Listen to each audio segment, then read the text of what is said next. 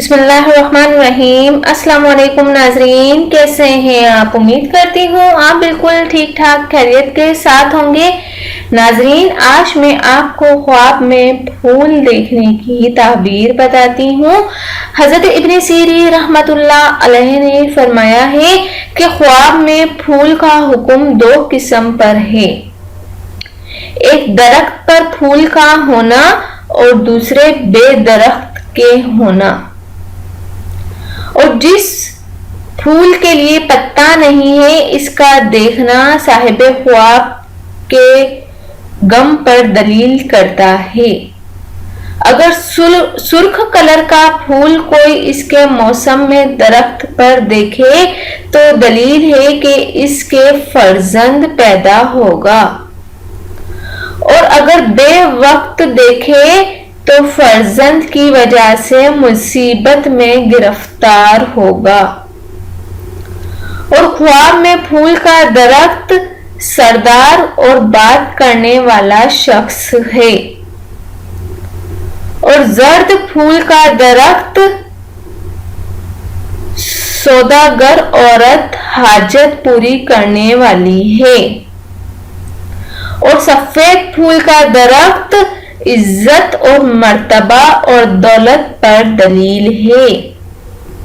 اور اگر اپنے گھر میں پھول کا درخت دیکھے تو دلیل ہے کہ کسی دختر کو نکاح میں لائے گا، اور اگر اپنے گھر میں گلست برق کو دیکھے دلیل ہے کہ فرزند کے سبب سے خوش ہوگا، اور اگر کئی طرح کے پھول کھلے ہوئے دیکھے تو دلیل ہے کہ اپنی خوشیوں اور اہل بیت سے خوش ہوگا، اور اگر درخت گل کی جڑ زمین سے اگی ہوئی دیکھے تو دلیل ہے کہ اس کے گھر کے لوگ کامل ہوں گے۔ حضرت جابر مغربی رحمۃ اللہ علیہ نے فرمایا ہے کہ خواب میں پھول کم ہمت اور بد عہد شخص ہے جو کسی سے وفا نہیں کرتا، اور اگر دیکھے کہ کسی کو پھول دیا ہے یا ہاتھ سے گرایا ہے تو دلیل ہے کہ ایسے بے وفا شخص کی صحبت سے دور ہوگا۔ حضرت اسماعیل رحمۃ اللہ علیہ نے فرمایا ہے کہ خواب میں پھول خط ہے جو غائب سے اس کو ملے گا،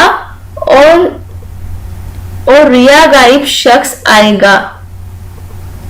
حضرت جعفر صادق رحمۃ اللہ علیہ نے فرمایا ہے کہ پھول کا خواب میں دیکھنا 6 وجہ پر ہے، ایک تو فرزند، دوسرا ہے دوست، تیسرا ہے کم ہمت، چوتھا ہے کنیز، پانچواں ہے غلام، اور چھٹا ہے غائب کا خط۔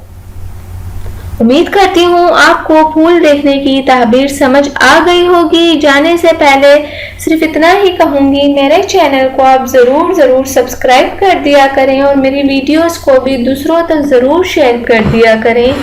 تھینک یو، اللہ حافظ۔ ملتے ہیں نیکسٹ ویڈیو میں، اور وہ بھی آپ کی پسند کی ویڈیو کے ساتھ۔